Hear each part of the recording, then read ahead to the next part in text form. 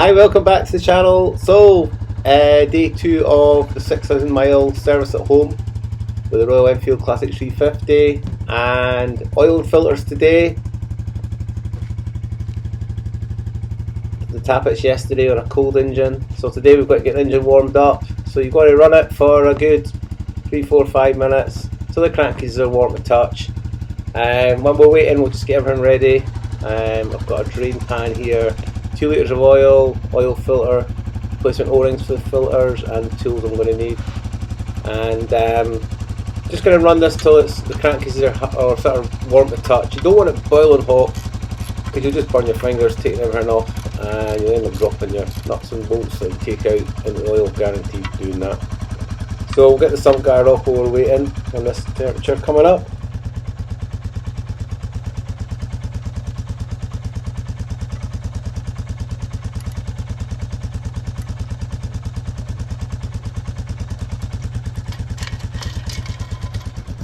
Sump guard off, just get where I'm going to take the covers off and the sump plug out, just a quick wipe, so we can get in. Okay, and the first thing I need to do though, I'm going to just sit the oil filter, the cartridge filter, into some oil just to pre-soak it, and because they're actually quite a hard material, so if it's soaked it's ready to start working straight away, so you don't starve your engine when you restart it. So let that sit. By the time we get all the oil out of the engine and start refitting everything, that'll be ready to go.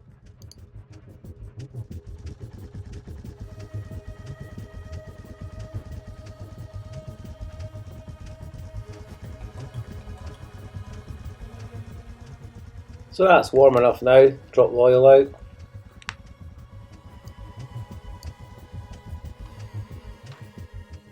An 8mm 1/4 inch ratchet socket, just loosen those 2 nuts underneath, bolts rather, and just enough so you don't drop it into your pan, but if you just loosen them enough, there you go, see, you can just drop the oil out, let it run in, and now with that done, remove the filler cap, and that will release the pressure in the engine.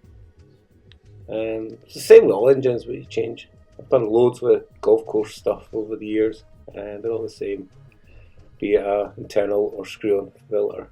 So this has got the 2 filters. It's got an internal one here, and I'm just unscrewing it now. It's sat for a few minutes, dripping, and we'll drop the plate off. So it's the 2 bolts. There's one.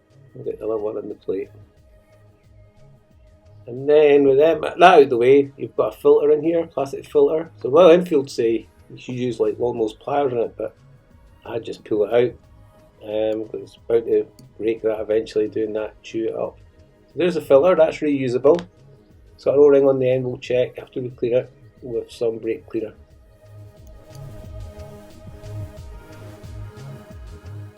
These bits on a bit of tissue here, and they'll all get cleaned and new O-rings put on where needed. And so with that done, we'll take the side cover off and get into the big cartridge filter in here. So a cloth underneath your brake lever will stop your oil going down all over the place. Apart from probably missing the sump pan, it stops the oil running down through the engine and then leaking later on. So these you just need cracked off, 5mm Allen key, and there's a spring on the end of that filter. So as I loosen this, you'll see it pushing, trying to push it away. So you just hold the cover in with one finger, with one hand, and then just unscrew these with the other. And there you go, see how you can see it push it, try to push out. So just press it in. See, I missed the pan there.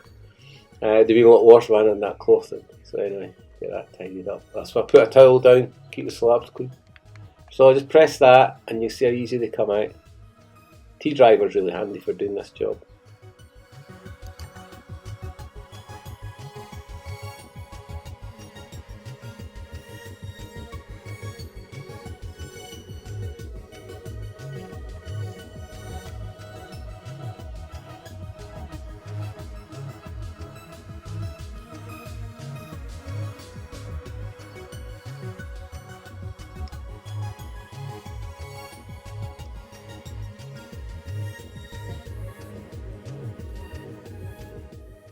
there's the O-ring that we're going to replace. So a bit of a mess here when I pull this filter out. Just try and quickly drop it down into the pan. There you go. We'll just get some tissue and mop all that oil up. So let all that run out there now, and then we'll clean it up. So we'll get the other stuff cleaned up as well, because we'll take a wee while for this oil to come out.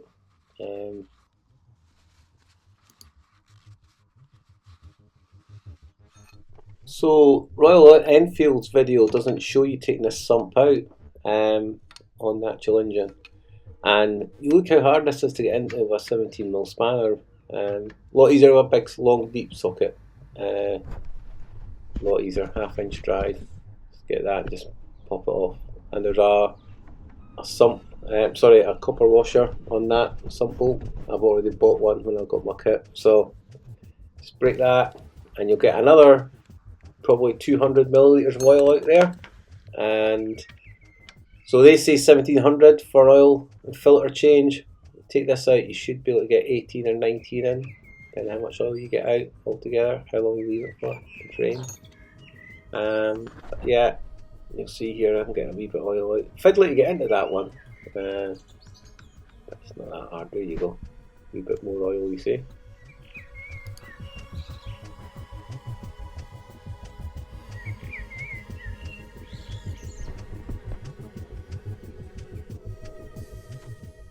So there's our new O-rings, and to get these old O-rings out you could use a wee flat screwdriver, but another good wee eBay purchase to buy is a set of these little picks. Get different shaped ones for like $5 for a pack, and look how easy to take the O-rings out. Simplifies the job. So you can get rid of all those O-rings and then just spray it off with brake cleaner, get it really clean before you refit your new O-ring.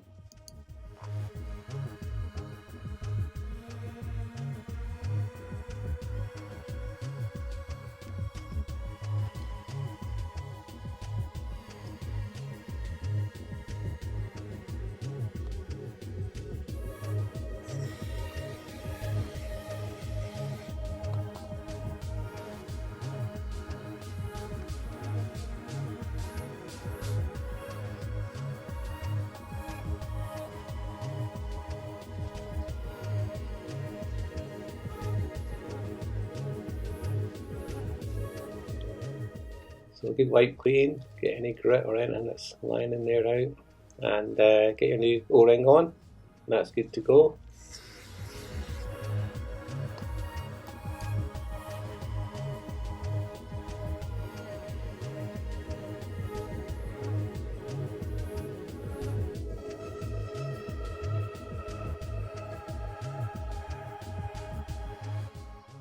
So the sump will give that a good wipe and put the new copper washer on that. That's ready to go. And then lastly you've got your mesh reusable filter to clean. It's got an O-ring on it.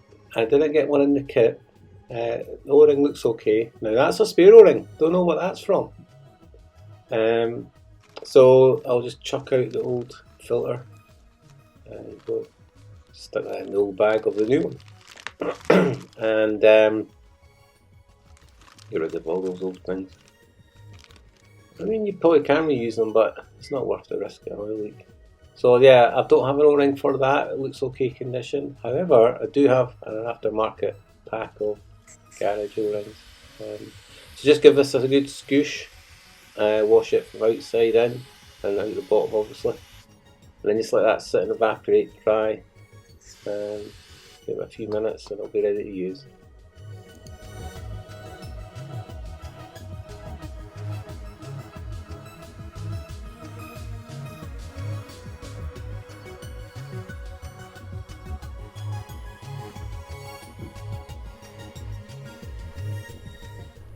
Still a bit of oil dripping out there, should stop soon. So you see we've got a guest appearance today, got our neighbour's cat Fudge. He's coming out to say hello, he's a great cat.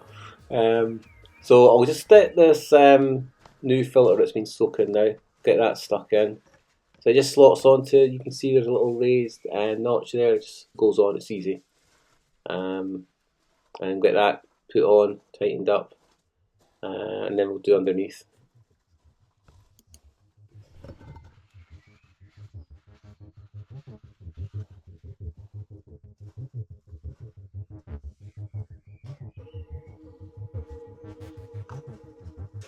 that filter just slots in there, easy as pie. I'd say it goes in easier than some of the Hondas I've owned. So the spring's obviously on the outside, so it's foolproof, you can't do this wrong. And then just a case of hand threading in your 3 Allen bolts and then slowly tighten them up till they start to touch the edge of the cover, then press the cover in on the spring and spin up the bolts till they're near tight.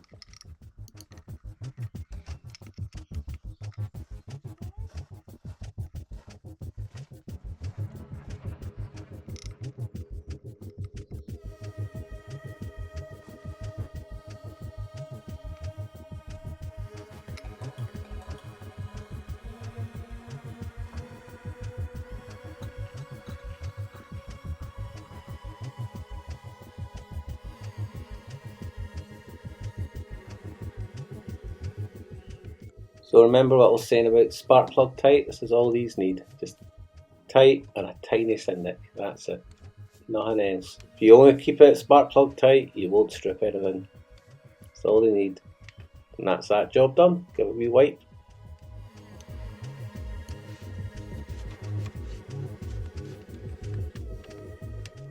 Well, not very good light under here. But to get that sump bolt put in, tighten that up, then again, just a wee nip tight, not too tight.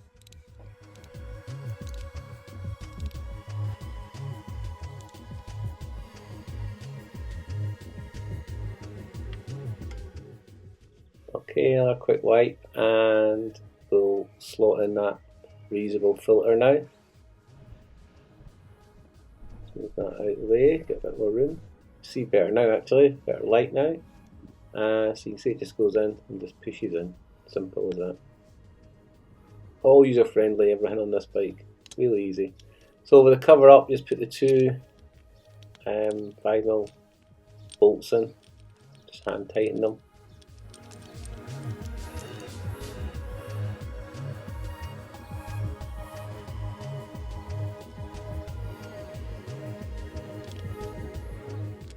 And with an 8mm socket again, and the ratchet, don't go levering on that ratchet though, hold it closer to the nut as such, and just give them again spark plug tight. That's all you need. You will strip them if you went crazy tightening them up.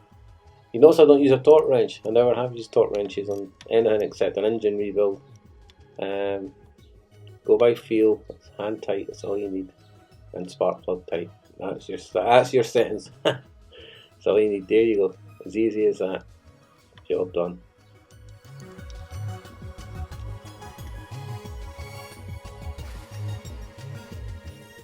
Right, so you learn something on every video. There's something you're going to teach you. So cut a 45-degree angle on the bottom of all your funnels, and you'll find they always fit in better into things. And I found that out from doing golf course machinery over the years, where Kubota and Yarmar engines are multi-share on different machines, so oil access is not always that easy. Yeah, you can get flexi end funnels now, ends for them, but you've not got one of them, set a cheap 3 sizes of funnels out of Asda or Tesco or whatever, and there you go. So we're going to put not full 2 litres in, so we'll put the remainder of that first oil out the jug, and then the remainder of the container that we soaked the filter. And then I'm going to actually put 700 in out the other container, the new container, unopened one, and then I'll start up and run it at that, and it might need another 100 or so. So we'll probably end up putting 1.8 litres in instead of 1.7. But I haven't done the sump and got that a little bit extra out.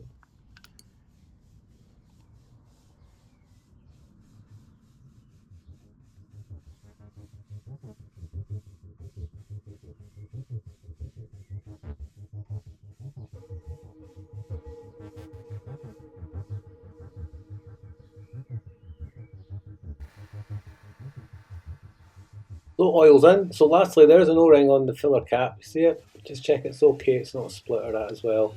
But go to eBay and you can buy multi-packs of O-rings, mostly that sort of size, and they're not expensive, £10–20 for a big pack box to come in.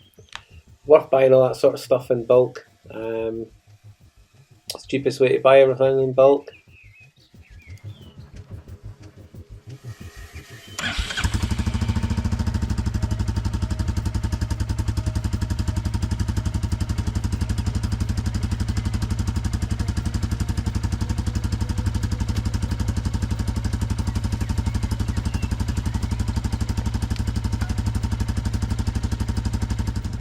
Just let the engine run for a couple of minutes at idle and have a wee check everywhere, no leaks, and then get that sunk guard back on. So the real cool thing I've discovered, I bought a couple of second-hand snap-on ratchets from a friend. They've got knurling round the bottom, see it? And they do that on lathe. And your fingers don't slip using them when they're oily. Why are all sockets not got that on them? I don't know. So anyway, let's get the sunk guard on.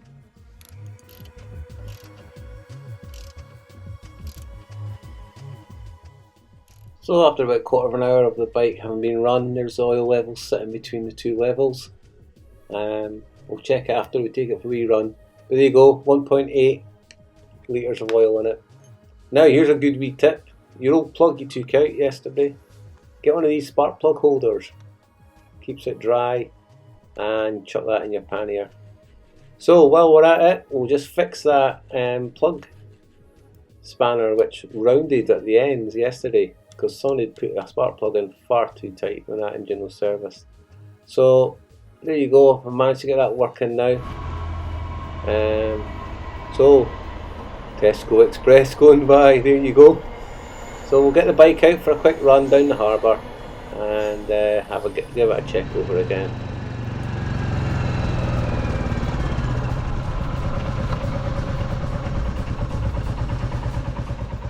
That's a real high tide today.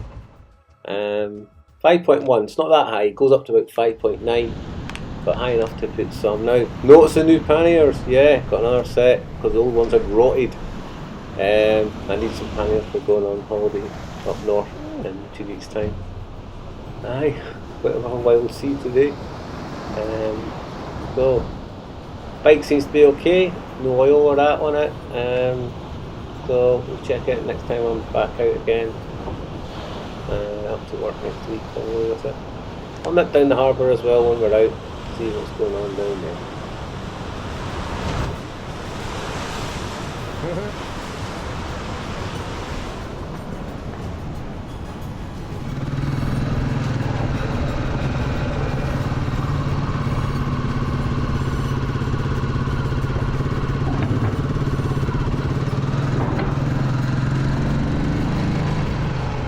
I hope you found that useful if you've not done oil filter changes before, and it's that easy. It's a joy to work on this bike. So no excuses for not washing the bike, but I'm just using it all the time, so I ain't washing it. It's a rat bike.